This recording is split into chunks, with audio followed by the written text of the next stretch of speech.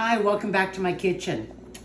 Okay, I had some overripe bananas, and whenever I have overripe bananas, I always make my banana cake. But today, I did make the banana cake, but I made a totally different recipe.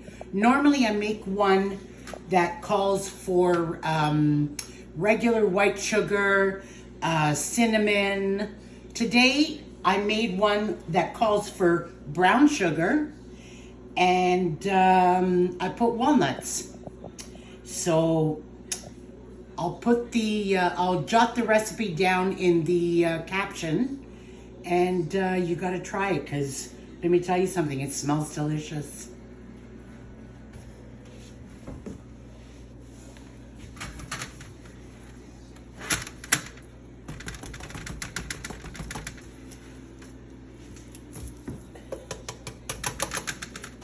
A little bit hot, but oh, look at that.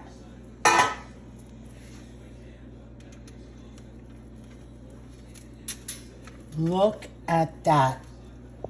Delicious. I'm gonna let it sit for a little bit to cool it down, and then I'll show you what it looks like all sliced up. Bye.